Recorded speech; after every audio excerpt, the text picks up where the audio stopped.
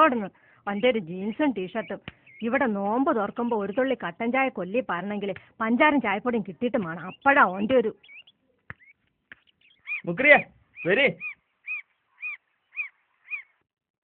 എങ്ങോട്ടാണോ ഈ സമയത്ത്? എനിക്ക് ആ സൗക്കത്താജിനൊന്ന് കാണണം. ഇന്നെ മുക്രിപ്പണിന്ന് പിരിച്ചു വിട്ടത് നിങ്ങൾ അറിഞ്ഞില്ലേ? മൂപ്പരെ കണ്ടൊന്ന് സംസാരിക്കണം. പറ്റുമെങ്കിൽ ഇന്നെ തിരിച്ചെടുക്കാൻ പറ്റുമെന്ന് ചോദിക്കണം. പിന്നെ കുറച്ച് ശമ്പള ബാക്കി തരാനുണ്ട്, അതും വാങ്ങണം. പിന്നെ ഞാൻ വിളിച്ചതേ വേറൊരു കാര്യം പറയാനാ. ഞാനെന്നാ അങ്ങനെയൊന്നും വിചാരിച്ചില്ല. ഓള് ഞങ്ങളോടൊന്നും പറഞ്ഞുമില്ല.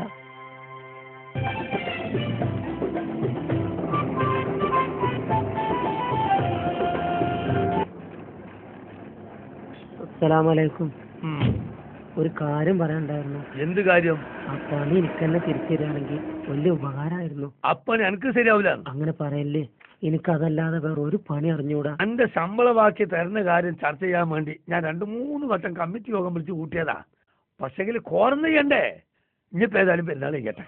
ആരുടെ ഓന്റെ കാര്യം എന്നോട് പറയണ്ട. ഇന്നെ തോപ്പിക്കാനും വേണ്ടി ചെങ്ങോടി വീരാനും ബോട്ട് മറിച്ചുത്തിയാനാണ് 3 ലക്ഷം റുപ്യ ഞാൻ പൊട്ടിച്ചേ. എന്നിട്ടോ 2 ബോട്ടിലാണ് ഞാൻ തോറ്റേ. വിടുകയാണ് ഇന്റെ മോനെ.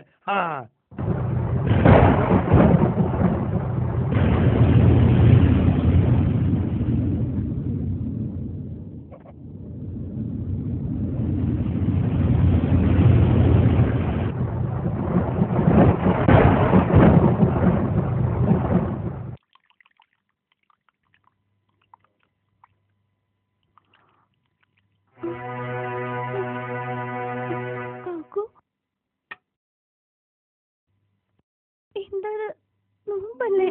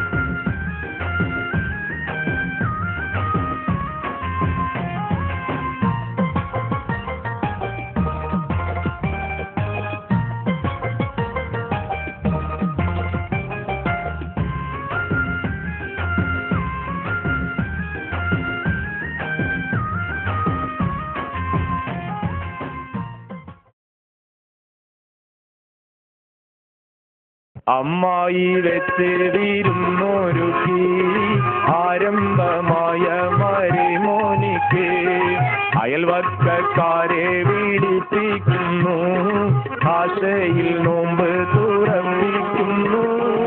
അമ്മായി വെച്ചിരുന്നൊരുക്കി ആരംഭമായ മരിമോനിക്ക് അയൽവക്കക്കാരെ വിളിപ്പിക്കുന്നു, ആശയിൽ നോമ്പ് തുറപ്പിക്കുന്നു.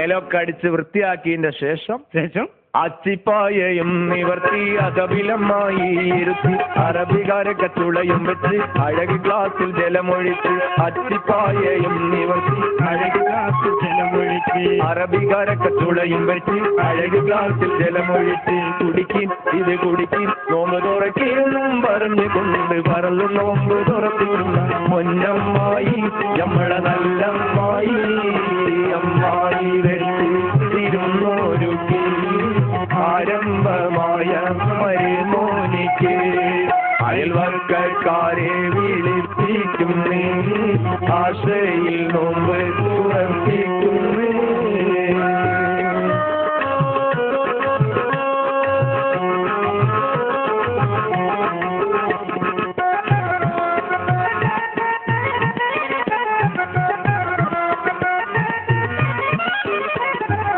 അമ്മായി ഞങ്ങളെ കണ്ടതും അലാക്കിന്റെ ഒരു അച്ചിപ്പായ അങ്ങോട്ട് എടുക്കലും ഒരൊറ്റ അത് വലിയ അച്ചിപ്പായാണ് 19 ആക്കി ഇരിക്കണ്ടേ പായൊക്കെ നിർത്തി ഓല അവിടെ ഇരുന്നോട്ടെ പാവാൽ.